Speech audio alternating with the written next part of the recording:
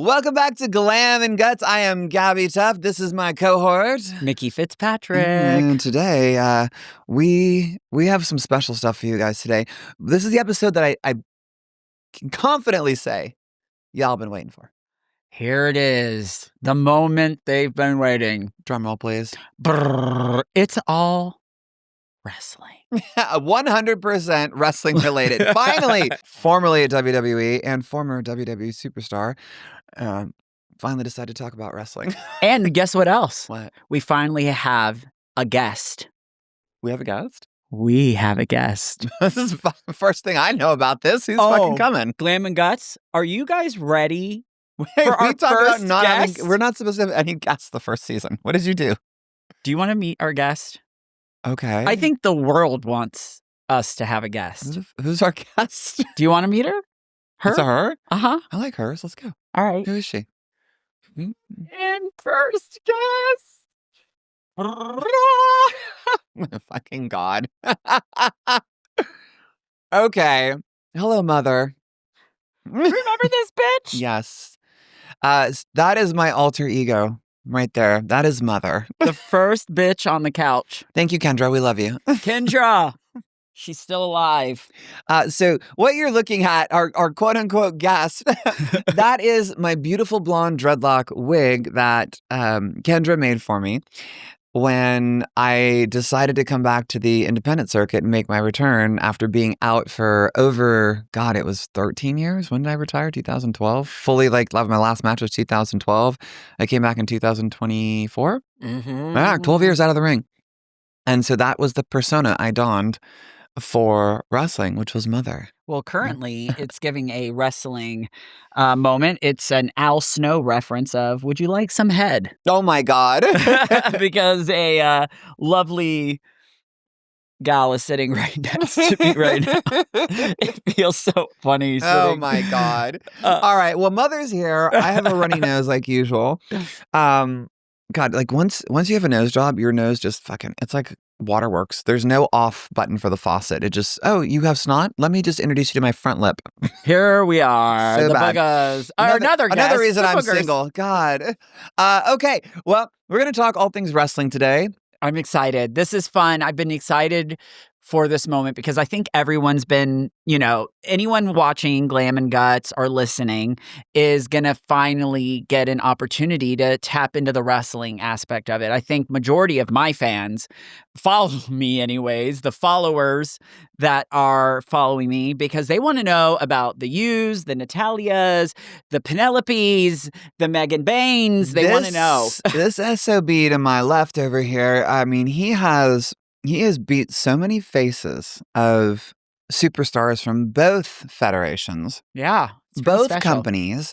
And not just beat faces, but you have incredible relationships with these women and the guys too. Yeah. And it's one of the things that kind of drew us together in the beginning. I feel like everybody in the wrestling world knows each other, whether you've met or not. And that's one of the reasons we gravitated towards each other so quickly and easily in the beginning, because we had wrestling in common. Yeah. We speak the same fucking language, kayfabe, motherfucker.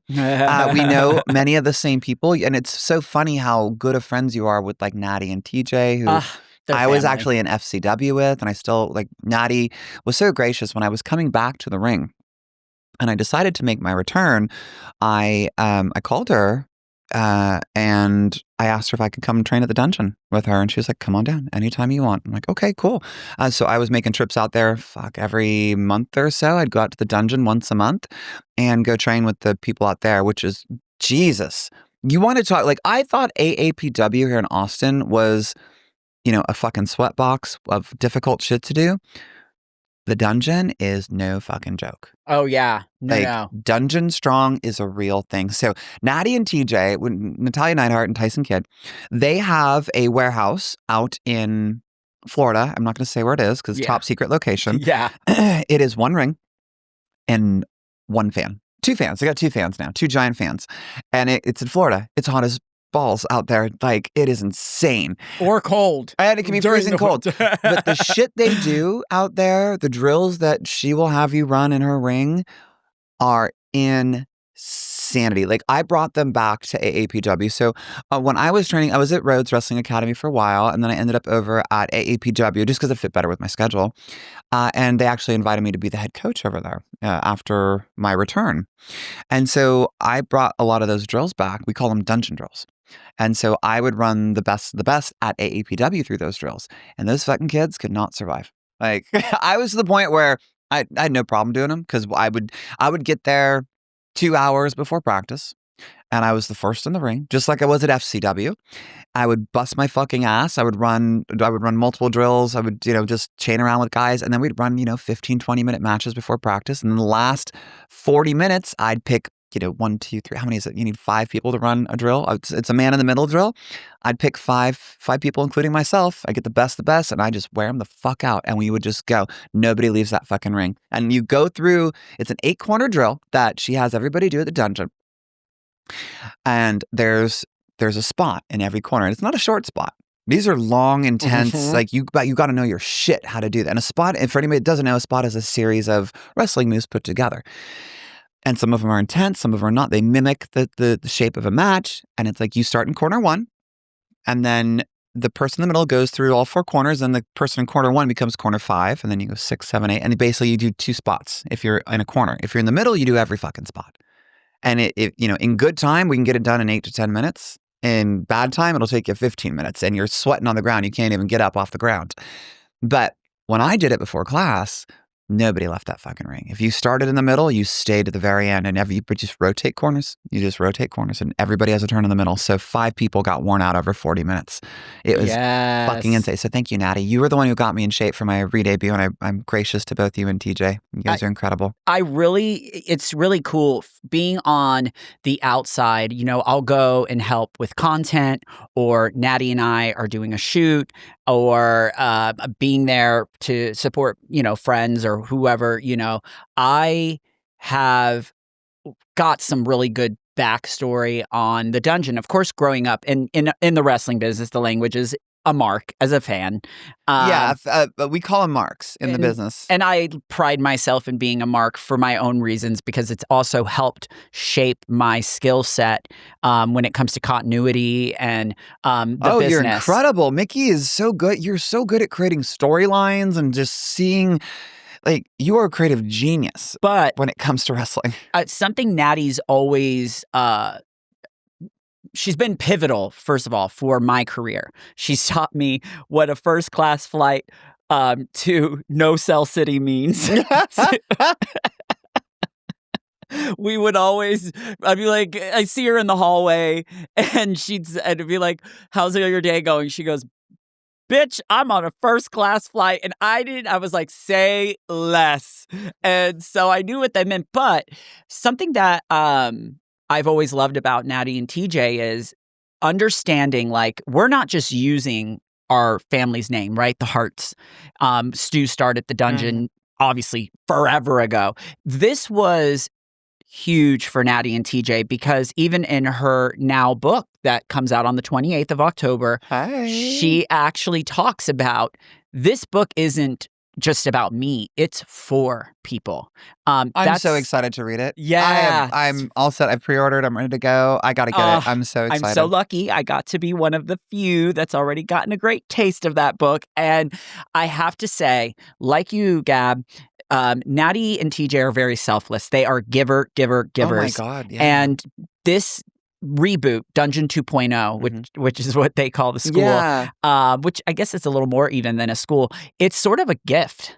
It's an opportunity for people who are lucky and blessed enough to get foot into the dungeon, get an opportunity to know where that, like, first of all, the dungeon created major names in our business. And of course, one of those names is Bret Hart, Owen Hart, the British Bulldog, Jim the Anvil Neidhart, Chris Benoit. These are all big names in our business, but that was a treat for many people. So for Natty and TJ to say, let's do it, we're ready for this, it was that they were in the place in their lives to be able to say, this business is bigger than us. Wrestling is huge, the entity that it is. And I took what Natty and TJ are doing for the talent, which again, more wrestling language. I guess in Hollywood they use that term too. Talent. We call wrestlers talent. I'm the crew. So what I took from this is every ass that sits in my chair, whether it be and I think this is important for us to talk about in today's episode, even for those that don't understand wrestling and maybe follow you and follow me for different reasons. But you have layers to the talent. You have valets, which are the managers, the Jimmy Harts, the Shayna Waynes, going on to the Miss Elizabeths. Yes. Those are what we call valets. There's so many. Queen Charmel even was a talent, kind of, she's bounced from whatever. Anyways, there's the announce team. So you got, Vic Josephs, you have Michael Cole. You've had Beth Phoenix once upon a time. Kurt Hawkins did a little announcing when I was in the ring one time. Kurt Hawkins and I were a fun tag team, and he got to announce a couple times when I had my singles matches. So it's you have layers of people. So the integrity, something I gained from Natty and TJ is point blank, wrestling is its own language. Oh, yeah. And there is a way to handle the business, and being a mark and the things that I've learned from Natty and TJ, even just in the dungeon, it's the give back to every person in your chair. I mean, wrestling is the type of business where it changes. Like, the card is always subject to change. So when we talk about the card, we're talking about the matches that are on and set for the night.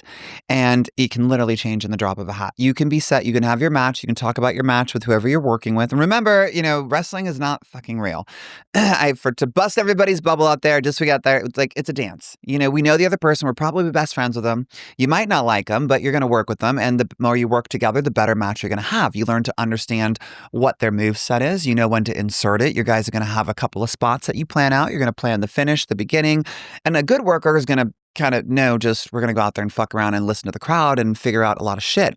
But you can be 5 minutes before your match and suddenly you have a new opponent or a new finish. And it's like, when I was on SmackDown, actually, I was officially on the SmackDown roster, but they had us on Superstars. So this was on WGN. It was just a stint where it was like the C show. We had Raw, which is a flagship. We had SmackDown, which is the B show. And then Superstars was like the C show, and it was like the upcoming stars. So basically extra talent. They didn't know what to do with yet. They were kind of figuring it out. Me and Chris Masters had many, many matches on Superstars. We had a whole thing, and they were good. They were fun.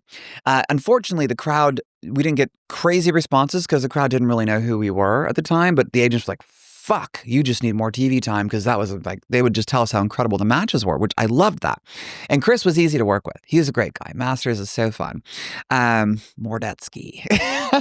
But anyway, for example, we would be in the fucking ring and we have our finish planned out. We're at a stadium, or not a stadium, an arena, between 6,000 and 10,000 people in it. And we're filming, like it's going to TV. And I remember like Spider or Bones or whoever the ref was at the time, get down there, and maybe it was supposed to be me going over, and going over means me winning. And I was like pitting Masters for just a falsie, like a false finish. And I remember it was either Bones or Spider at the time. They're like, Vince wants to change it. Master's over. We're like, what? Like, we're one falsie away from the finish and you want to change it? And they did it in the beginning of the match one time too. They're like, we're changing it. We're like, what the fuck? And they say, hang on, we'll tell you. And so the whole match we're wondering, well, what are you changing? And so Vince would like test us through the entire match. Like, let's see how these kids handle this shit. And so he would just throw shit at us, just curveballs during the match.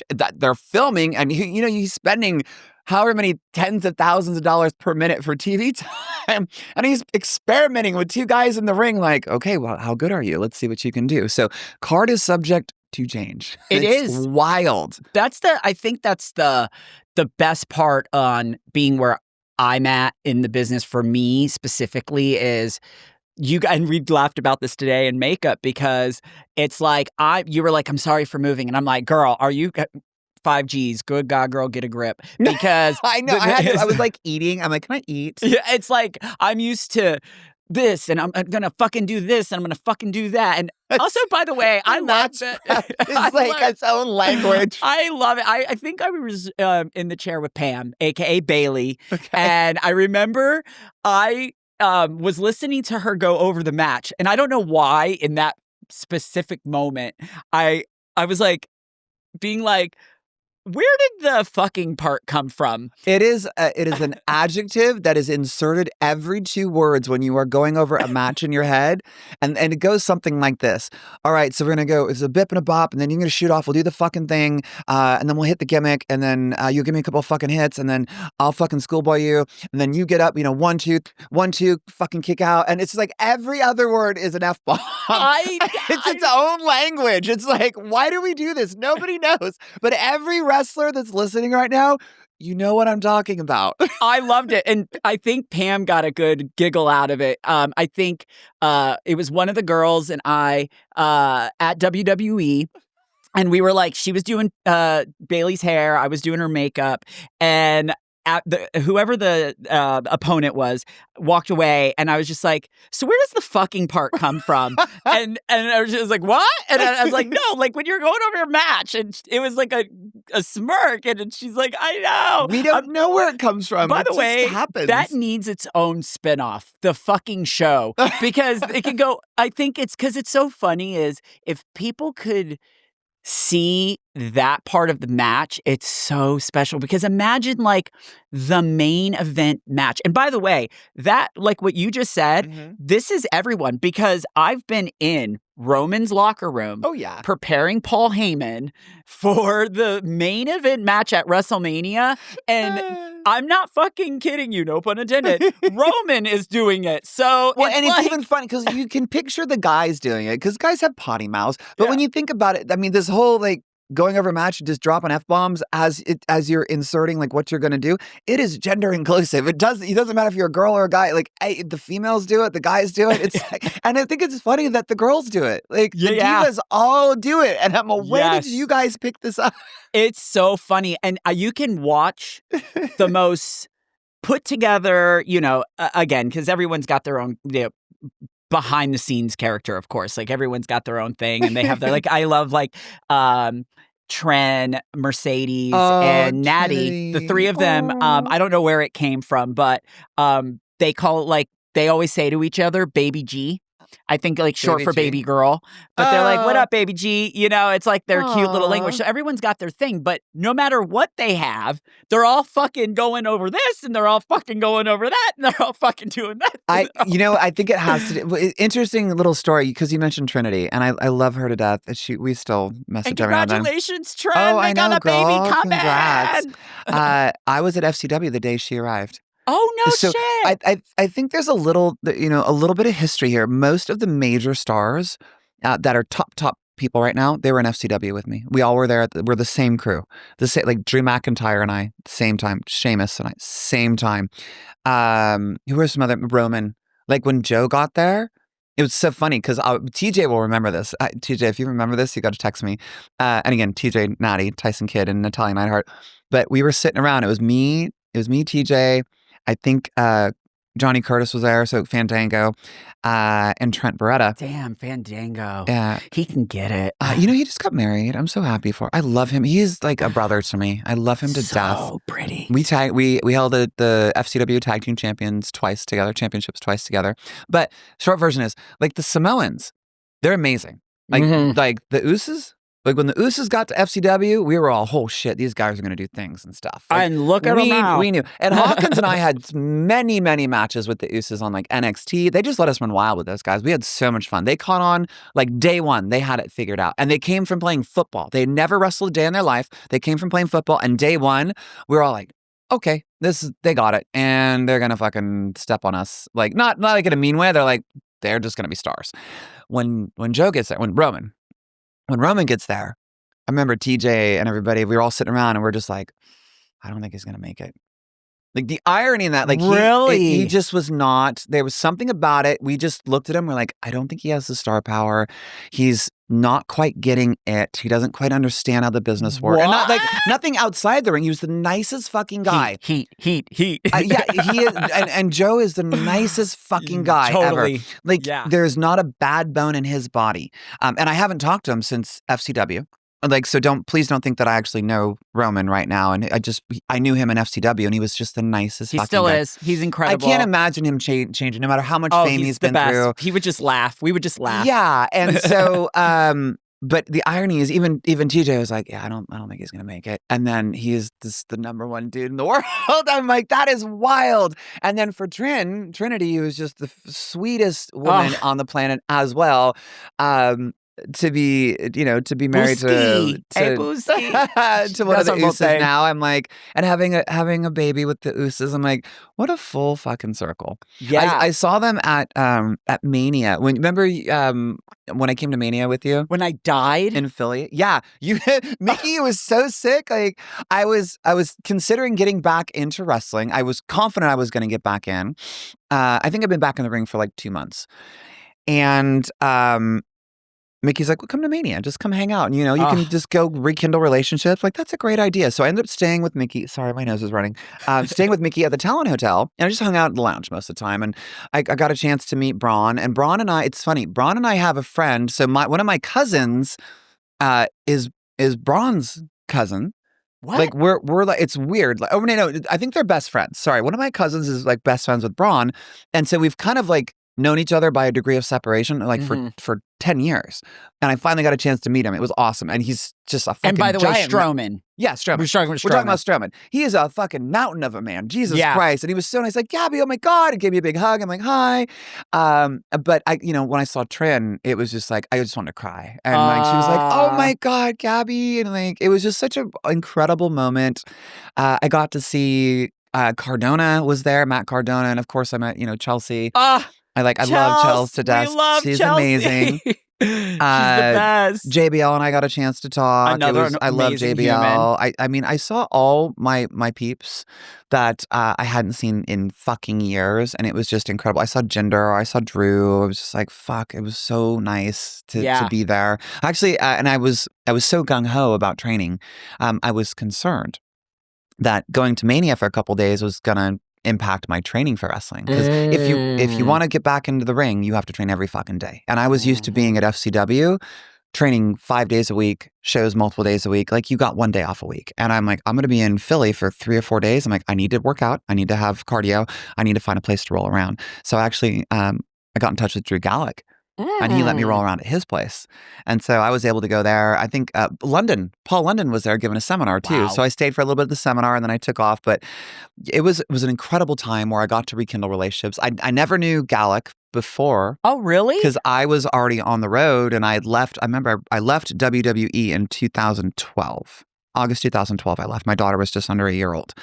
So I didn't know Gallic. Like so many people that I'd kind of like knew throughout just because, we're 1 degree of separation, like Charlotte. I remember meeting her in FCW. I came down from TV just to go back and help out one day. And I met her. She'd just gotten there. Like, I met her once. She was very sweet to me. Charlotte's great. We occasionally like we'll get a heart back and forth to each other on each other's accounts. And I'm like, cool. Like, I'm so happy that to see the people that I was there with become these incredible stars. It is such a wonderful feeling, but goddamn, I have stories. I mean, I have stories about everybody. Here's what's so crazy too is the thing about the wrestling business. And I really took that leap about a year and some change ago. I was nervous because I'm like, I've been here for so long. You were at WWE. Yeah. And when I left, I was like, is everything we're talking about, like that feeling you get when you like see people and all of that, again, going to the crew aspect of it, I had like some of my dearest friends were already at AEW. So when I made that jump, I was really, really scared that the integrity of the business, because you hear the stories on the dirt sheets, and dirt sheets, that's something else we probably should explain. Dirt sheets are like the tabloids of wrestling. Yes, the TMZ. I wasn't sure what I was going to get into. And by the way, that time has now happened, and I am in love because I get an opportunity to meet so many new faces who really admire and idolize the people that are the Charlottes, the Natties, the Trends, the Biancas, everyone. It's so special. So having and there's a lot of legends over there too. Oh, 1,000%. Get the Adams and the Edges and the Christians and Jericho's there. Oh yeah, and in a world of AJ Lee's and Beth Copeland, by the way, I know returning. It's Beth Copeland. That's so crazy. So two women who paved the way for the current women that are like running the businesses, both AEW and WWE. And again, now like you have the TNAs, the Ring of Honors, all these companies that are exploding with beautiful faces. AJ's and Beth's are now coming back to the business. And it's really, really special. But I have to say that what we're currently talking about, like going to WrestleMania and kind of like that feeling, that is something that integrity. So back to the beginning of like Natty and TJ, that's something they taught me. Because as a Mark, growing up a fan, dreaming of one day being in this business, for me, it's something that I've learned. Like when times have hit me where I've been knocked out of where I belong, I kid you not, when things happened during the whole Charlie Kirk everything a few weeks ago, I messaged Naya.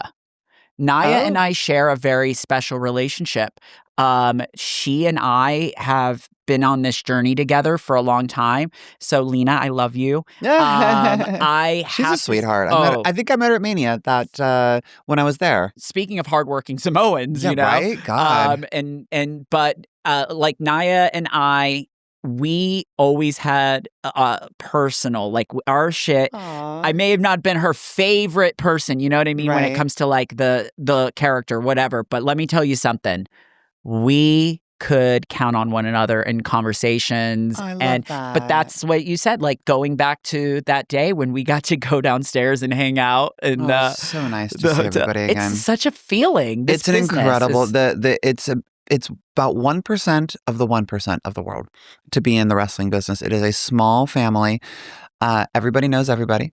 And, you open your mouth to say something and everybody in the industry will know. And it'll be twisted by the time it gets to the last person. that you can guarantee.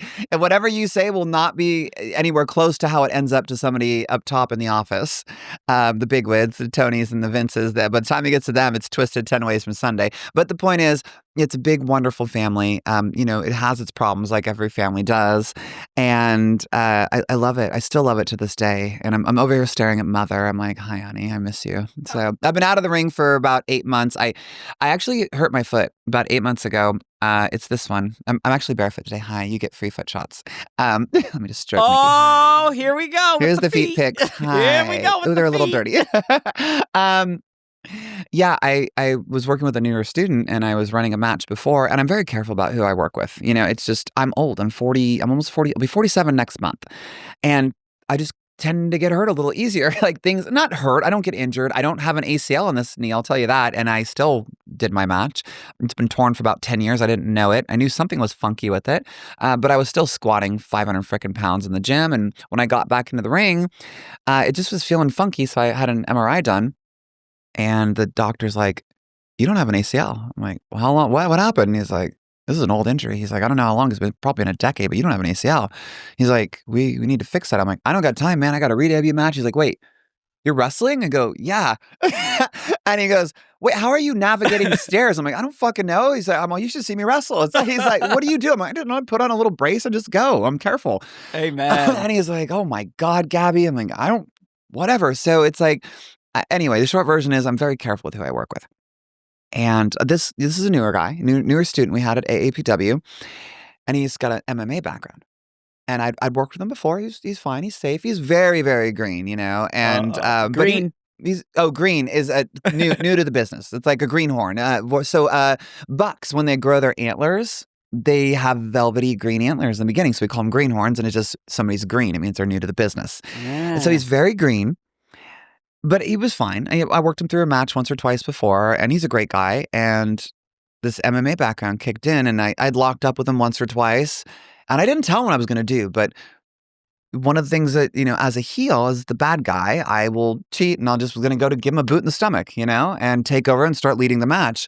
Well, his instinct kicked in, and you shouldn't have to call that you're giving somebody a boot to the stomach. They just see it, they take it, and they go, okay, what are we doing next? Well, his MMA instinct kicked in, and I'm wearing these little Asics wrestling shoes. I don't have my boots on or nothing, and he knee checked me. And my foot, and if you've ever seen me in the ring, like the new me, I'm a fucking powerhouse. As much as I want to be tiny and small and feminine, in the ring, I am a fucking beast. And it's not Tyler Rex anymore. It's definitely Mother. And there is a determination. Even Chavo Guerrero is one of my really close friends. And before I did my re-debut on the Indies with J-Rod, we went to his place to train. And he was a huge help to me in WWE. Like, I did a whole tour with him in a SmackDown Euro tour. We did all over Europe, and they stuck me with him.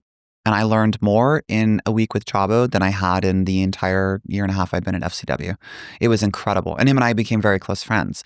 But when I got there, and he had never seen me work since I'd transitioned, and he just didn't know what to expect. And he's like, fuck, you cannot teach this aggression. He's like, Gabbi, this is not Tyler Rex. This is something different. He's like, you're a whole different person, and you cannot teach this kind of aggression. He's like, fuck. He's like, we got to get you in front of the right people. And that's basically the consensus that everybody had said. I'm not trying to brag, but like, it just clicked this time around. Mm-hmm. Something clicked. It didn't click when I was in WWE the first time. But it clicked this time. I knew what I needed to do. I knew I needed to study, and I ate, slept, and shit wrestling for 8 fucking months. Oh, I remember those conversations. It was wild. Oh yeah, absolutely. So the short version is, I went to boot him, and he checked me, and I kicked so hard and so fast. I punched so hard and so fast, but you never feel it because I pull it. But he checked me at the right time, and his knee just went like right into, I don't know, it hit right here, and it compressed everything. I thought I broke my foot in the moment, because that was the beginning of a 15-minute match. I had the timer set for 15 minutes. My goal was to run a 15. I always run more than I know I'm going to do, just to keep my wind up. And that was the second match I had run that day. And the second it happened, I was like, fuck. And I was more concerned with him. I said, bro, are you okay? He's like, yeah, I'm good. I'm like, and I put my foot down. I'm like, oh shit, I can barely walk. But I finished the match. I did the entire match. I just adjusted what I'm doing. I'm like, okay, I'm hurt, but we got to finish this fucking match. How bad can it fucking be? And when I was done, I stepped out of the ring, and I undid my shoe. And second I stepped out of the ring, like, fuck my life, this hurts. I'm like, what have I done? And I pulled the shoe off, and it was already swollen. Like, all the way to the top. It was black and blue. I'm like, I broke my fucking foot. Son of a bitch. I walked out. I told Pops, the owner, I was like, I got to get it x-rayed. And so I left. I got it x-rayed. They're like, it's not broken. It's like, it's soft tissue damage. And it lasted 7 fucking months. Wow. Like, I'm only now getting better. And even as I sit here, sometimes I feel these strange pains, like on the side of my foot. And I had it re-x-rayed, confirmed nothing broken. It was just ligaments were fucked. So I have been out of the ring for, 8 or 9 months now. But I'm looking at Mother over there, and I'm like, I miss you, honey. Yeah. I miss you so much. Well, I think I want to bring you over here. I want to stroke you and put you on my head and bring that character back. So I think, let's talk about that, because would Mother even fit in the world we're in now? Because that's where I want to talk about. Because what world are we in now? Yeah, let's talk about it. So again, I'm at AEW now. Lots of new faces, lots of young talent. We're talking Julia. We're talking, Sky. We're talking Megan Baines. We're talking Thekla. We got some young, new. There's actually some in the women's division. There are some incredible talent. My God. Yes, and so in this world, and I'm so glad you said what you said about Mother, because this is where me with my creative wheels, how often we work together. I would even shoot out you. I'm like, I see you in a story with this, and we would talk about like Marina. Right. We would talk about Shafir. Yeah. Marina and I had a great time talking about some story ideas. Oh yeah, we were very close. Like to never getting say this. never too. By the way, I mean she's on fire I right love now. Marina. She's such a sweetheart. Fuck. I have to know. So we're in this world, and these are I have these like power drill questions for you as Mother. Okay. So here we are. The worlds are colliding right now, by the way, because wrestling we're back in the 90s where it was WCW versus WWE. Oh yeah, we've got war all over again. Oh, this is craziness. It's on fire right now. Like the bookings are happening on purpose to see who's going to watch what show on the same days. I'm like, this is crazy. Oh, it's intense, and you know what? Again, it's not about what side I'm on from the behind the scenes aspect of it. You're just a fan of the art. And I love it. The product is same. phenomenal all over the place. NXT, WWE, AEW, Ring of Honor, AAA. There's all these different avenues, right? So I have to know. So in a world of crazy competitive wrestling right now, and then there's also the indies too. So let's not forget, because a lot of people that just watch the WWEs and stuff forget about, like, for example, there's this amazing girl on the indies right now. I love her. Woman, she is a beast. Rio. I don't know who she is. Oh, she's so talented. I've literally, since I've been out of the ring, I've been disconnected, focusing on the launch of Glow. Oh. And that's like my protein powder, my food brand. I've focused so hard. I'm like, if I'm going to be out of the ring, I've got to pour all my energy into something. So I haven't watched the product in 8 months. I get little clips on X and on, Instagram and stuff, but that's it. Yeah, the business is on fire, whether you're in the indies, whether you're, in a big company like an AEW or a WWE, but there's so much wrestling. Mm-hmm. And because of that, I think that's why these businesses are thriving. Young kids around the world are like, I want to be a wrestler, and we'll talk about that. And anybody can be right now. It's crazy. Well, the chances of being seen now are exponentially better. I'm not going to name any names, but we will say this, and I'm not going to say what business, but we'll talk about this after. But I will say there was a moment where a certain wrestler, superstar, whatever you want to say, was confronted by another talent, and she had no idea. The young talent had no idea who the vet it was. Had no clue who the vet was. Which is part of the problem nowadays, too. Oh, it's so tough, because I'm like, girl, again, my good girlfriend, squirrel friend, Latrice Royale, she would say, that's where I got the 5Gs from, by the way, RuPaul's Drag Race. What happened? I don't lose this. We have to hit this point. She said that she was going over this match, and she was in her head, she saw the vet. She knew that she was someone, but she went to confront her to be like, I just want to get your opinion, and da-da-da-da-da.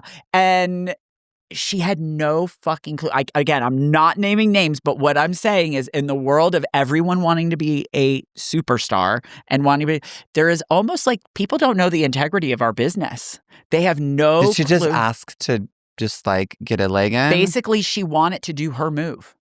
Oops. In a match where that vet was also going to be on the same show as her. Oh, dipshit. And had no clue. Fuck. And was going to use her move with not even... Hey, you're later on the card. You're way more well-known than me. You're actually a veteran in the business. You're probably on a Legends contract. And I'm up before you on the card, which means I am a piece of shit compared to you. Can I please use your move? What do you think? Is that cool? I'd be like, get the fuck out of my face. Oh, if you do that, you're fucking fired. No, the audacity was she didn't ask if she could. She was going over the match, telling her she was. Oh, you dipshit. I don't know who you are. I don't really care. And here's the thing. If I get back in the business, cool. If I don't give two shits. It's like, I'd like to, I don't need it. And it's like, whoever the fuck you are, that's just dumb. The audacity, the entitlement of everybody nowadays is fucking wild. In wrestling, you must earn everything that you fucking get. And I can confidently say that, me selling out that fucking Irvine Spectrum, what was the place called? It was like the Improv. It was the Improv. We sold out the fucking Improv, because I was there. It was a shitty little show, but I sold out the fucking house. There are 500 people there. I know it's not a lot. It's not thousands, but it's the indies. I was the card. but I fucking earned that. I earned every part of that fucking match. I worked my ass off every single fucking day. I created my own moves. I reinvented my goddamn self. Every move I did in that match was fucking new that nobody had done before. And I'm like, there you go. I earned that. I don't have to ask permission to do fucking shit from a goddamn veteran that's on the card. I would never fucking do that. Jesus Christ. So, I just you tell you hit a nerve with like people that just, why are you on TV? That's the question. I'm like, if you don't know this, you should not be fucking on TV. But it happens Jesus Christ. all the time. I hear it from, one group over here, then I hear it from the other group over there. I'll be honest, and here's the only clash in this business right now is, I know you're going to ask me a question, but I got to say, because you guys are going to eat this up about me. As Tyler, I would have been like, okay, yeah, whatever, no problem. Like, what do you guys think? Like, hey, Mr. Veteran, what do you think about this? And now I'm just like, I don't give two shits about anybody. I'm like, I know what's good for fucking business. Yeah. I know what the crowd's going to pop for. I know what I need to do to get my fucking story over. I ain't asking anybody for fucking permission. End of story. And if you do something stupid, I will fucking call you out on it. Well, like, no fucking way. And it's crazy because it's I have no tough. goddamn filter anymore. It's a really hard business to be in now. And again, because everybody wants to get their 2 cents in. Well, there's that, and everyone wants to have their moves be seen, and get your everyone. Shit in, bro. It's how it goes, and then you got your fair people, and then you got your not fair people, and it's an interesting world. So I have to ask, as a mark. Okay. This is, Mickey and Gabbi as a mark. Separated. I just want to know, because you and I have talked Mother a lot. And you know my ideas, and you and I have talked about tons of unique concepts for Mother. But that foot's going to heal eventually. It's pretty much there. With the world we're in, again, there's a list full of talent. I would love to know, and again, we don't have to go into story. Mm-hmm.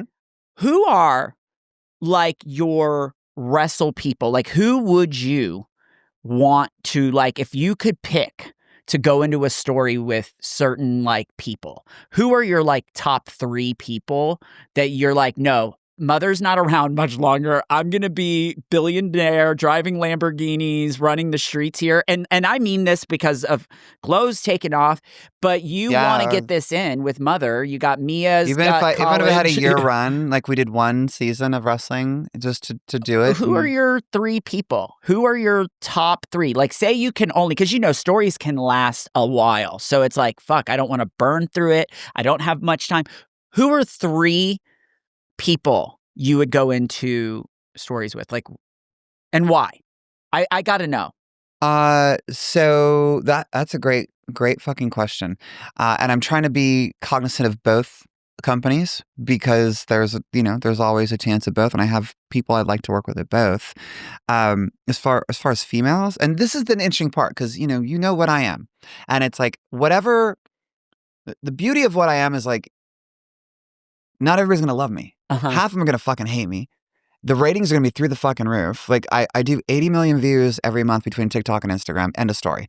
And it's like I'm gonna bring my own audience, and the audiences that it's gonna hit the news. Which whatever federation I decide to go with or decides to pick me up, and I can't say too much about what's happening with like production and stuff in the background, and not even to do with those companies. We have stuff. We've got a show we're working on, and I can't talk much about it. That's going to bring its own audience. That's a bomb in itself, It Gabbi. is a huge fucking bomb. The dirt sheets are going to go crazy with that one already. It's wild, and I can't talk about it. That's all I'm going to tell you is that we've got some things we're working on. Very exciting.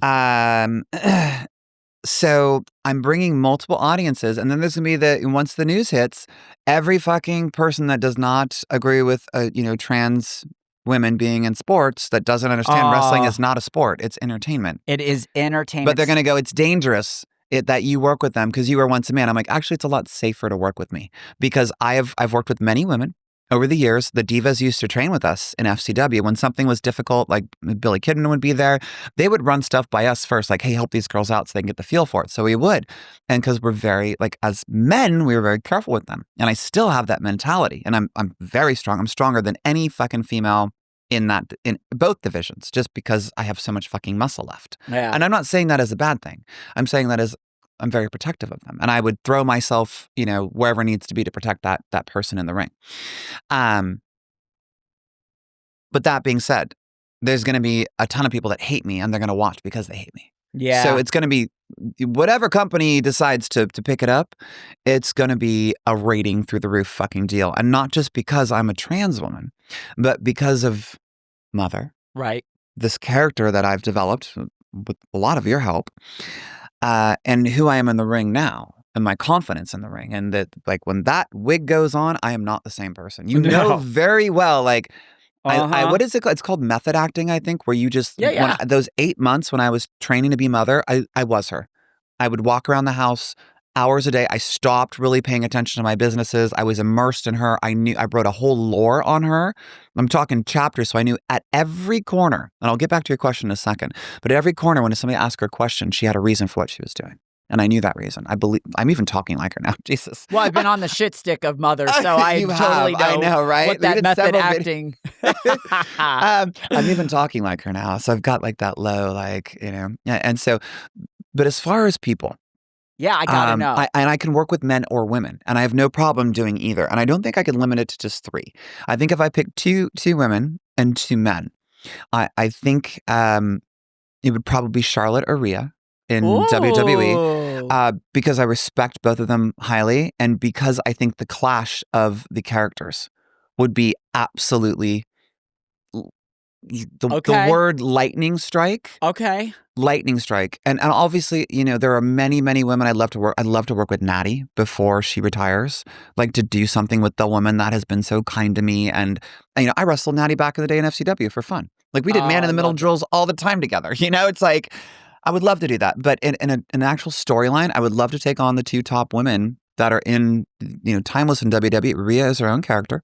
Oh, yeah. And I think she's already a babyface. And it's like, Mother is the heel that you love to hate. Charlotte, as much of a heel as she is, Mother would make her a babyface in a heartbeat.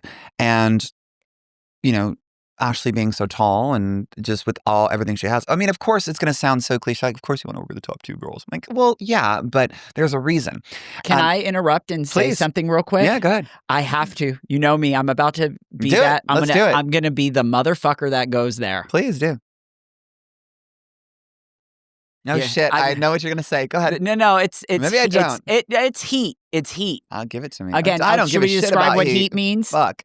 Okay, guys. So heat means that you got trouble backstage. Like, people are talking about you in not a good way, or you did something that pissed somebody off. That's heat. Okay. So, and it travels like wildfire. It's like a fucking wildfire, and that's what I said. When you say something and somebody takes it the wrong way, it's like a goddamn water cooler. And everybody starts talking about it, and it gets back to the brass, and then suddenly you're taken off TV for some dumbass reason. It's like, fuck that shit. And now as me, I don't take that fucking shit. So, like, give it all to me. So I want to bring up oh God, how do I explain this? A sensitive subject. Okay. Your move. What was Tyler's move? Oh, we're talking about the burning hammer? So what was that move? It was called the burning hammer. Okay. Oh, but you're comparing it to the KOD. I'm comparing Bianca's it move? to Bianca. Do you got nobody knows this fucking story. Okay. You guys want to know this story? I'll blow this out of the water right now. So, and respectfully. Oh, totally. And I would say this respectfully because I think that would be a fucking awesome moment between you and Bianca. In all complete honesty, when I was working on Mother and I was running promos, I actually had a whole storyline in my head to do with Bianca. I thought it'd be fucking amazing. I still think and I know to the world, like the Biancas of the world, her and I have never met. You haven't? I've never met Bianca. I love her athleticism.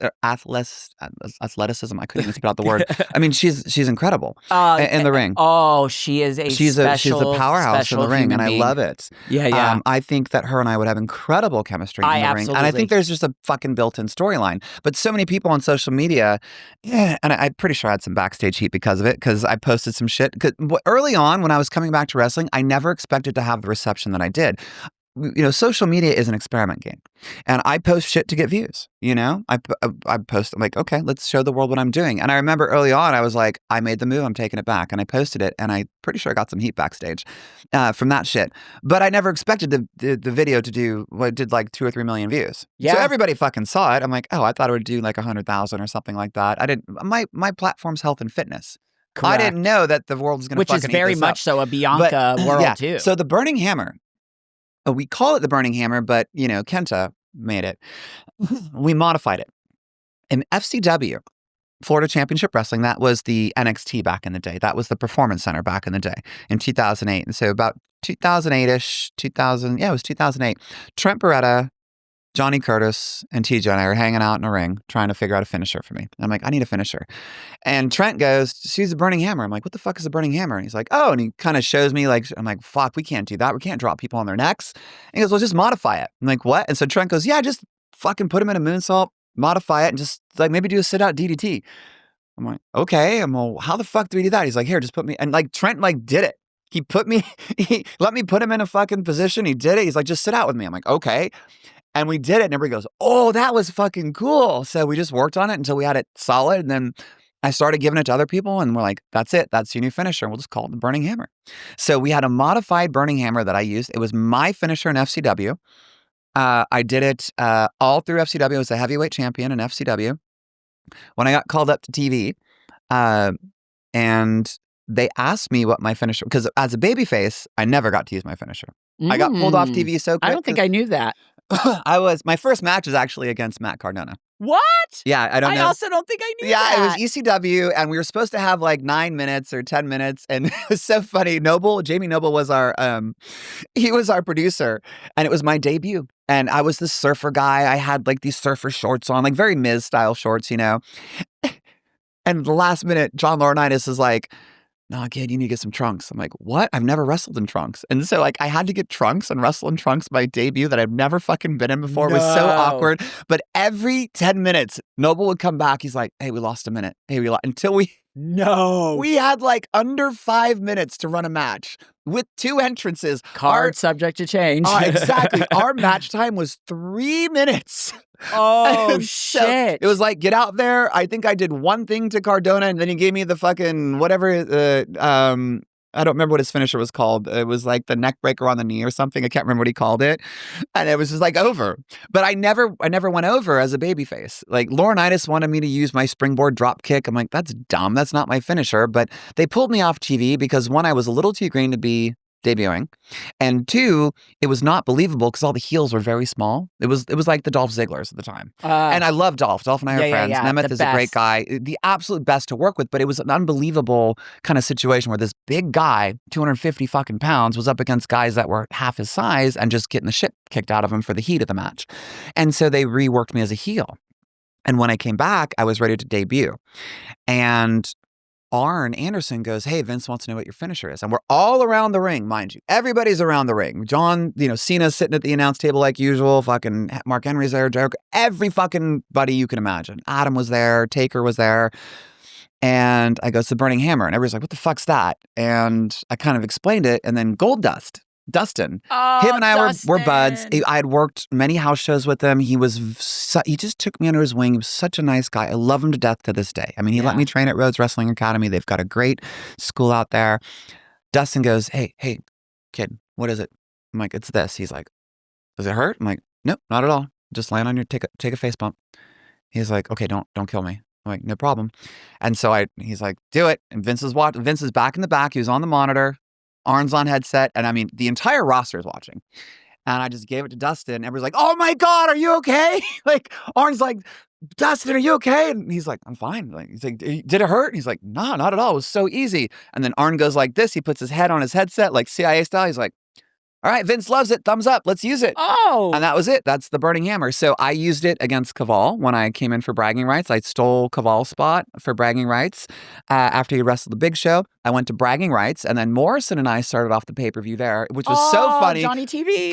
Because Jomo and we must have taken 3 minutes in the beginning of this bragging rights match. It was SmackDown versus Raw. And I remember at one point, like Big Show, he's like, you fuckers gonna save any time for us? I can hear him from the side. Like, got all these spots going on. But I eliminated Santino in that match with the Burning Hammer. And then Jomo and I did our thing. I think I eliminated Jomo. I don't remember. And then somebody else took me out. It was fucking amazing. And then at the end, the dark that nobody saw was a big ass fucking run in. And everybody came down and like was finisher after finisher. And Miz comes running down, slides in. I booted him, gave him the fucking hammer, and away we go. So Burning Hammer was mine. End of story. Like, it had been on pay-per-views. It had been everywhere. It's mine. Trent and I created it. End of story. I retire from wrestling And about a year later, and I'm done. Like, I'm never going back to wrestling. I retired to be with my family. It's like, not even a fucking shadow in my mind. It was a year or two later. I don't exactly remember when it was. And for the fucking life of me, I can't remember who called me. But my phone rings, and it's a Connecticut number. It's the fucking, what is it? It's the 203. 203 number. Yeah, from Connecticut. Yeah. I'm like, who the fuck's calling me from the office? This is years later. I'm like, what the fuck? So I pick up the phone. I'm like, hey, who's this? And I think it was either Baldo or it was somebody else. I can't remember. It was one of the trainers at FCW. And he goes, hey, Rex, it's so-and-so. And my stage name was Tyler Rex. And I'm like, oh, hey, what's up, dude? And he goes, hey, look, we talked for a couple minutes, and I just cannot for the fucking life of me remember who it was. And he goes, hey, look, are you ever coming back to it might even have been Mansuri. I don't fucking know. It was somebody. Somebody fucking called me, and he's like, you ever come back to wrestling? Do you have any plans? Are you on the indies? I'm like, no, I'm done. And he's like, you're never coming back? I'm like, no, wrestling's not a part of my life. I have a whole different path now. And he goes, hey, I got a question for you. Just out of complete courtesy, he's like, we've got a new diva that's coming up. We see a lot of potential in her, and I think if it's cool with you, we want to let her use your finisher. I'm like, yeah, dude, give it to her. I'm like, go for it. Like, I'm never coming back. Enjoy. He's like, thanks, dude. Appreciate that. It was just more of a courtesy call. I'm like, yeah, thanks. Appreciate it. And I for the fucking life of me, I cannot remember who it was. But short version is that call happened, and I've never once watched an episode from the day I retired until I decided to make my return to wrestling, a year and a half ago, whatever it was, and I started watching the product. I never watched wrestling. So I didn't know who got it. I didn't care. I'm like, whatever. I'm building businesses in the background. I'm with my family.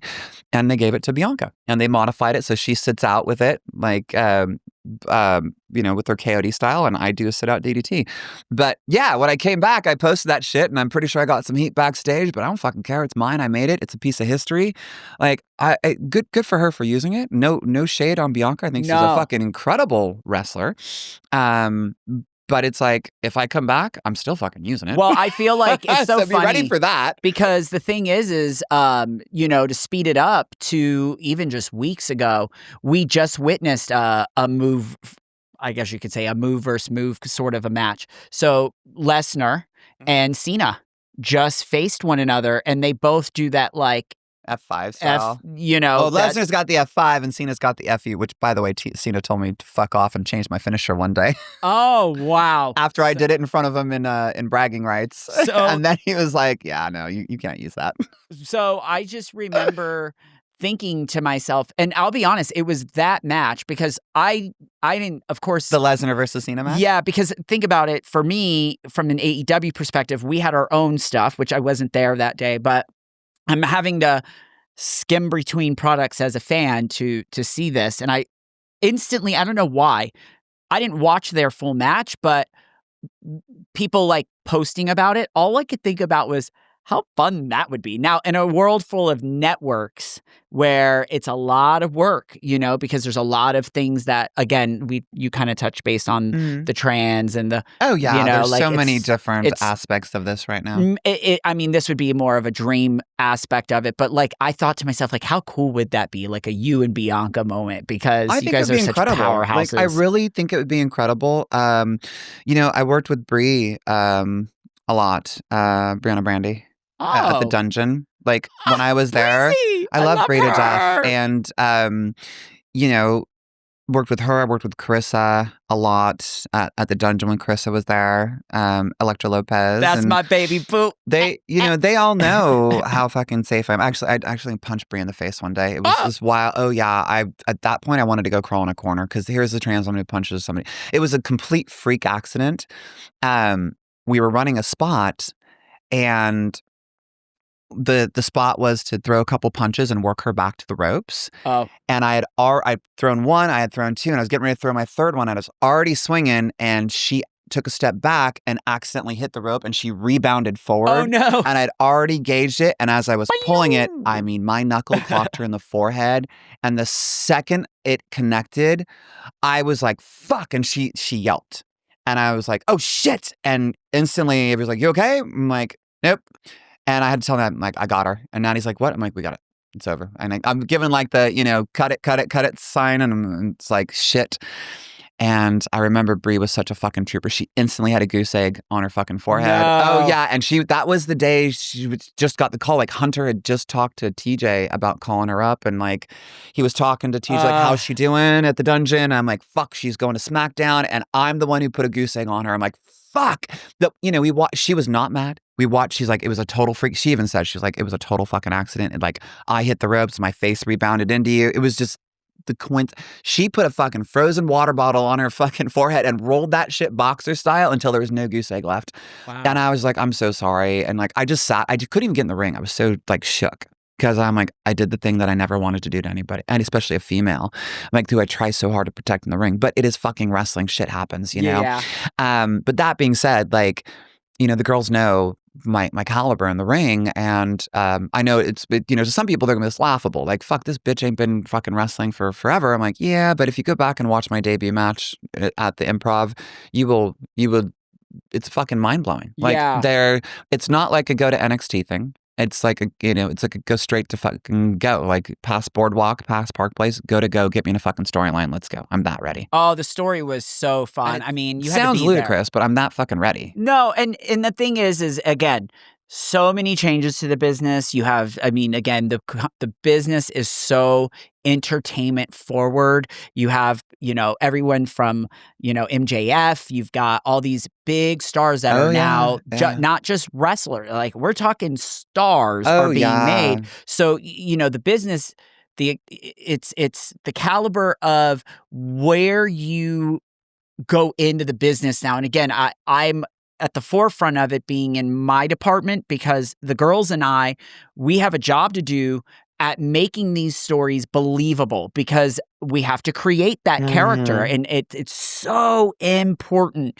And when I think of Mother, and I think like we talked about this in the business, the thing that you're so good at and why Mother fits in this business so well, it's the white space. Oh, yeah. And you talked about this in the business side. And this is something that I feel like, not to put myself over, but me and like, again, there's a lot, I won't name drop the girls and gentlemen I work with in my department, but there's a difference from those who, have been there a long time, and also the fan aspect. Mm-hmm. We understand what the business is about. And now, like, the McMahon era of wrestling in WWE, and even going back further in WWF, we're talking years ago. Oh, that's a throwback. But now the Tony Khan era, where the business has evolved, because where in the world, I don't think,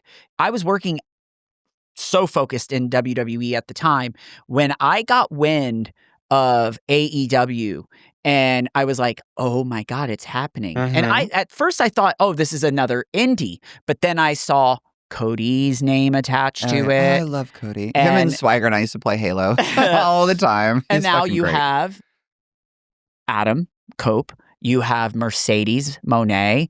You have major names that are leading this business. And you, not just that, but you have this business selling stadiums out around the world. And again, I'm in a different aspect of it because, the fans, they want to pick and choose, and they're like, oh, look at this empty arena and look at this. And they want to use these photos to describe what the business. I'm like, oh, no, baby. It's not an empty arena that's making the business. Yeah, the storylines and all that. There's a lot more to it than just that. Absolutely. And also you have networks that are all competing against each other. And then when they see an AEW and they're like, oh, you've got these names that are going to put asses in the seats. Great, because we'll do anything to compete with WWE because the networks have their own thing. So it's much bigger. So when you think of Mother, going back to the people you would knuckle up against, in that aspect of the world, you've named two names. Well, we got three. The females. I haven't talked about the boys yet. Yeah, I'm still on it because I want to know, because again, the business is huge now, and entertainment is there's this old bitch next to me. She's got stories to tell. Who are the guys? So one would be Jericho. Chris and I have always remained friends over the years. Chris is one of the coolest guys ever. Like, a lot of the stars, the top guys when I was there, they would get dressed in like TVL or they have their own bus or something. And TVL's the TV locker room. Like only the stars got dressed there. Like when I say stars, it's like the top. Like it was Randy and it was Taker and it was Kane and those guys and Ray. Like they'd all get dressed in TVL. And no shade. Like they earn that. That's their private dressing room. Absolutely. And you don't want to be down there with a bunch of like, greenhorns and stuff. But Jericho was just like, oh, whatever. You just got dressed in the locker room with the rest of us. And he was always so fucking cool about it. And like, I'm friends with Kane and like I know Ray. They're all great guys. But just, I loved Jericho because he was just so fucking down to earth. And we still talk to this day. I would want to do something with him. I really would. And I think he would be perfect to either do a storyline with or to have Mother turn on him in some way, shape, or form. That would be fun. And it's like, my Mother has her own universe. I've, in my head and on the paper that I've written down, there is a universe of Mother. Oh, and yeah. It is a wild universe. It's comic book ready. I mean, you and I have talked about that. Mm-hmm. It is graphic novel ready. It is a well-developed universe. And so Jericho would be one of them. And the other, it's so funny. It's a hard one to decide because they're both so fucking popular right now. But Drew's a really good friend of mine. Like Drew McIntyre. McIntyre. He actually dropped the FCW title to me. So, and we were there from day one in FCW together. Oh, we shit. traveled together. We roomed together. I would love to have a full circle moment with him, but also with fucking Phil, with CM Punk. With Punker, because he's fucking, one, because he's legendary, and two, because it's like, this is going to sound so funny. And if, Punker, if you ever listen to it, no shade. I don't have any ill feelings towards you. You did what you needed to do because you're the star and I get it. But back in the Royal Rumble in 2011, this is when Nexus was coming out. And, oh shit! Okay, yeah, we're talking Bray Wyatt, Curtis yeah. Axel. We're out there with him, and Bray Windham and I were friends. So fucking we'll take a quick second. So Bray, Johnny Curtis, which is Fandango, Trent Beretta, and I, sometimes TJ, and FCW when. We were like the vets at FCW for the longest time. And when all the new stock would come in, new guys, we had chairs along the wall in the back arena area. There were 3 rings in the back area, and there were just chairs that lined against the wall. One day we walked in, and the fucking new kids had just taken our seats. And we're just like, well, fuck. So we grabbed a bunch of chairs. And there's no locker room. There's a bathroom with 2 pissers and 2 shitters, right? And so Fandango, Trent, Bray, and Taylor, Bray's brother, and and TJ sometimes would come in, we just fucking put our chairs in the fucking bathroom. Oh. And that became our spot. So like, we would go get changed in the bathroom. We put the chairs in the wall in the bathroom. Guys just coming and pissing and shitting all day long. Oh my God. And we eat our fucking food in there because we didn't want to be disturbed. And like, people are shitting in the bathroom, and we're just eating our food in there. It's just like, it was so gosh. funny. So many days with fucking Wyndham and these boys, just like, it was really fun. It was gross, but it was fucking fun. We had our own little area. But the short version is the Rumble 2011. This is Nexus's big coming out. And, Punker's the leader. And then Wyndham, Bray, and Joe, which is Curtis Axel, they were Punk's like boys. They was like the lackeys. And we were going over the Rumble in the back. And, you got fucking tons of people back there. And we're trying to figure out what's going on. And and Punk's basically explaining like, okay, we need some guys to just like, we're going to do the favor for us. And I go, okay. And so I'm like, here, let me help. How can I help? And Punk's like, okay, well, we want to keep you strong. Let's do this. You come in, I'll be down on my knees. Bray and Joe will be on my right. You come in, you give me a big boot to the face. I'll fucking go down. You get on them. You do a couple of things there. We'll make you look really strong. And then we'll get the best of you because it's 3-on-1. I'm like, that sounds fucking amazing. Thanks. He's like, you probably won't go full time, but we'll make you look strong. We'll do that for you. I'm like, thank you. And then remember fucking Noble's like, hey, give it up for Tyler Rex. Thank you guys for just being so forward about this. Like the whole fucking production room claps. I'm like, okay, no big deal. I'm here to help. Like, I know I'm not the star. I got a spot in the Rumble. Cool. I'm going against Punker. Well, I come running down the fucking ramp. I'm like number 11. They had just got rid of fucking Olaf, Vladimir. Yeah. Like, and they just fucking took him over. And I'm like, interesting. So I come fucking running down. Punker's on his knees. I slide in the ring and I go to boot Punk. And suddenly Joe and Wyndham catch me. And I kick and I just fucking miss because they just bum rush me. And Punk's just sitting there on his knees, and like I didn't hit him because they fucking bum rushed me, and they just start wailing on me. And I'm good friends with both these guys, and I'm like, "Guy, what the fuck's going on?" I'm telling them, like, "What's going on? What's going on?" They're like, "Go down, go down, go down." I'm like, "Okay. Tell me what are we? We're changing it. We're changing it." I'm like, "What is the fucking plan?" And they just beat the piss out of me in the corner, and like, "Hang on." And they stood me up, and I'm selling, and I look, and I just hear high kick. I'm like, "What?" And I look, and Punk just high kicks me, and that was my cue to go out. I'm like, "I was in the ring for 10 seconds, motherfucker." And I went out, and I'm like, "You son of a bitch." And I walked to the back, and I sold to the back. I'm like, that sucked. And I wasn't bitter. And, after the Rumble's over, and, Punk obviously won, he comes back. He's like, "Hey, Rex, thanks, man." I'm like, "No problem, bro. It's cool." And but he was nice enough to thank me. Like, after all that, he's like, "Thank you, man." I'm like, "It's cool."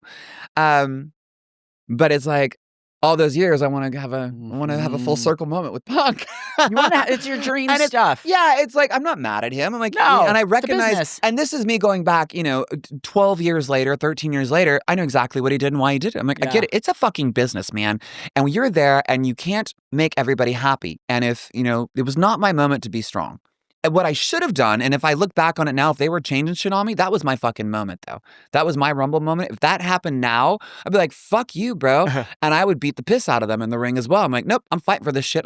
I'll go out when it's time, but we're going to go toe to toe, and I'm going to get my spotlight moment. And we're going to do what we fucking planned. And if not, you're getting hit in the fucking nose." I'm like, that's how, and I'm going to leave a mark on your ass. If you're changing shit without telling me and you're politicking, my boot's going to meet your fucking face. Don't you dare. We call that a receipt. What are we going into? It's a receipt. Yeah, but it's also like, you have to know your value. And if you're some fucking greenhorn doing that, ain't gonna work. But if you know what you're doing, you know what the crowd, because even Stone Cold saw me after that, and he's like, "Hey, kid." I'm like, "Oh, hey, what's up?" "Hey, Steve." Like, I'd never met the guy, and he pulled me aside. He's like, "Hey, look, you came screaming down that ramp." He's like, "I'm gonna bet." He's like, "I bet you were doing what you were told to do." I'm like, "I was." I'm like, we had a plan, but apparently it changed." He's like, "I could see that. The crowd, did you feel the crowd?" I'm like, "Yeah." He's like, "You came running down that ramp." He's like, "I'd never seen you before." He goes, "I was waiting for you to do something. I was excited." And then they took over. And he goes, "I bet they said something to him." I'm like, "Yep, that's exactly what happened." He goes, "Kid, look, I'm going to give you a piece of advice." I'm like, "Tell me." I'm like, "I got Stone Cold telling me, give me advice." I'm like, "You can't pay to get this kind of advice."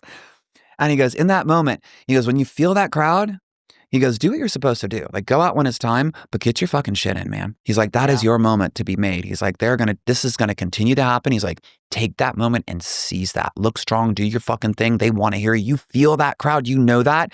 Take that fucking chance, man, because you're not going to get a lot of them. And when they come, seize those." I'm like, "God damn it. Yeah, man." You know what's crazy? That is what happens for me as well. Those moments, that you seizing moments, that's a big thing in our business. Oh, and really quick, I want to clarify, Punker, if you're listening, like, I'm not out to get you. I just was like, hey, I'd just love to have a full circle moment, and come back and just be like, hey, I know some things now, and I'd love to work with you and have a chance to just fucking enjoy what's going to happen. So back to you. Sorry. I feel like in our business, and I say our business because first of all, this is my job. Doesn't feel like it, but I admire the integrity that what echoes with talent often echoes with my department, the camera, like Stu on the camera guy. I love Stu. Stu's legendary. Wait, Stu's at AEW now? No. He's at WWE. Oh, okay. We're talking about Stu. I'm just talking about Stu and the Rico, overall the camera business. guys. They're great. Fuck. It's the integrity, and again, something Natty and TJ taught, that it's the integrity of our business is so sacred. And I remember sitting down, and the reason why when you said Steve, there was a moment, and this is like, again, as a fan, Steve came into the department. This was Raw, I think like Legends reunion, and he needed makeup. And who would have thought Stone Cold wearing makeup? But here we are. It's Hollywood. And he sat down in my chair, and we're having a good time. And he's like, "What's it being like, the man in the makeup department, know?" And he's like, "You weren't around when I was here. We didn't have this shit." And he got to know me, and we were laughing. And insert Ric Flair. Oh, shit. Right? And Flair's like, what the hell is Steve Austin doing in the makeup chair? Oh, Jesus. And then... Yeah, what was he doing in the makeup chair? Oh, it doesn't stop. Oh. Then Hogan walks now. Now, keep in mind, I'm sitting here going, holy shit, I'm doing Stone Cold's makeup. Right. Now Ric Flair is next to me.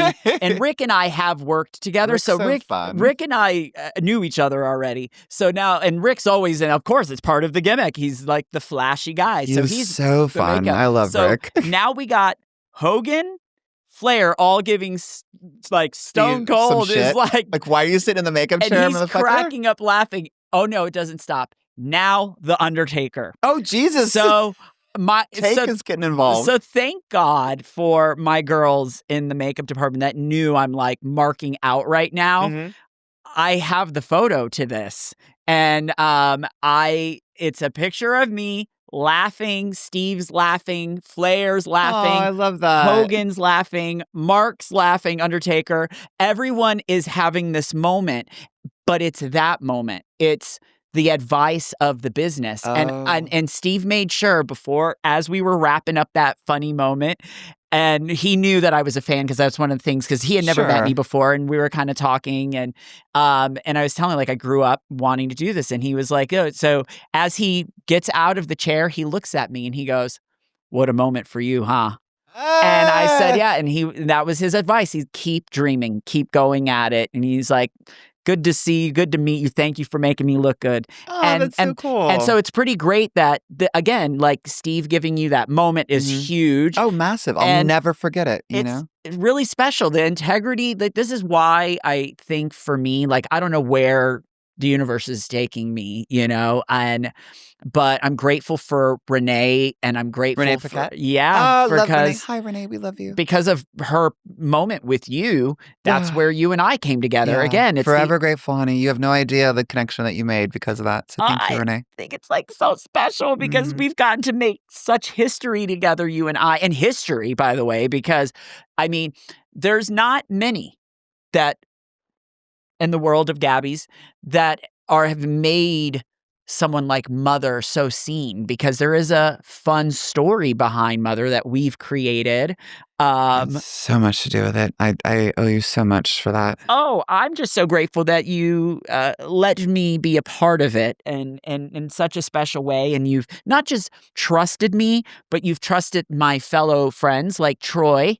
Oh, Troy's great, man. I love him. Very special human being. He's the king of style when it comes to the wrestling business. Troy decorates Seth, Becky, Charlotte, you name them. Then you have Kendra.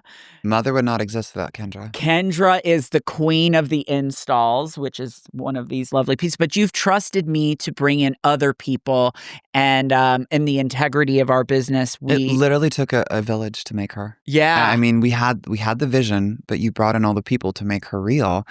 And I brought the creative aspect of, like, you brought a lot of the creative, but I brought, I think, the part where it's like she actually breathes to life, and but she couldn't breathe life if it wasn't for you, if it wasn't for Kendra, if it wasn't people like Troy, if it wasn't for all the village that made her what she is. And it's so funny. I feel like we're talking about a person that not a lot of people know, because YouTube ripped down my match because I was using Danzig's. I was using a remix version of Danzig's Mother song, and oh God, what was her name? Mindy Jones. She did a beautiful version of Danzig's song, and I remixed it. I had my producer remix it, so it was very dark. Mindy was singing it. I got Mindy's permission to use it, but I could not get Danzig's permission to use it. He turned me down last minute. We tried for 4 months before the match to get this song approved. It took, I think it was, I don't remember, it was Universal Music or something. I went back and forth with them, and it was like a week before the match. They got back to me and they said, Danzig has respectfully declined your request to use his music. Oh. And so because of that, I cannot air the match on YouTube. I have it. I think it's up on Instagram somewhere deep, but like it lasted a day on YouTube and it got pulled because of the entrance music. Woof. So you see, what I can post is I can't post the match, But Mother is not just the match. No. Like, you have to understand spectacle. You have to understand like the energy in the crowd. The entrance is all part of Mother with that music. Hell yeah. How she advances to the stage, the aura that's around her. And then the second I open my mouth as her, everything changes. You know, it's like it is one big fucking production. So Danzig, if you're listening, I still would love to use that song someday. I know that you are so close to your music, but this character, it will change the world in the most incredible of ways. And not in some crazy woke kind of way, but just in the most incredible of ways. Special for our business and integrity. So as we close out today, I feel like I just want to, I think we're on the path of where I want to safely ask/tell, because I don't. So is it safe to say that Mother hasn't left the building? Oh no, honey. She was just recovering. She was regenerating. You hear it right here on Glam and Guts. My foot is 99% healed and my hair transplant is 99% healed. They have a month till I'm cleared. So that's like that air I just let out. Honey. Is a feel-good moment. I'm excited. That's exciting. Oh shit, I got to get back in the zone again because I will leave you with this. Mother sees you. All right, Gab. So I have to say, you're the queen of our takeaways. My version, I am taken away. You just squeal. I love it. I'm excited because I got what I wanted out of this episode. You just wanted the tea on what Mother was doing. Yeah. Mother's not dead. She's been regenerating. My foot's healed. We're 99% there. I get back in the ring any moment. I just got to let my hair heal. I've got a checkup on the 17th of November. I had a hair transplant because I was losing my fucking hair again. So, it's definitely not... It's not over. I'm 47 years old in November. I will probably be the oldest comeback fucking ever. But she's not dead. She's not dead. And what I can tell you is that I love this fucking sport. And it's not a sport, but whatever the fuck it is. I love this business. It's amazing. There are so many incredible talents that are coming up right now. It is more possible to be a star now than it ever has been because of social media, because of the Tony Khans and the Triple H's and the TKOs in the world and what they're doing. Go watch.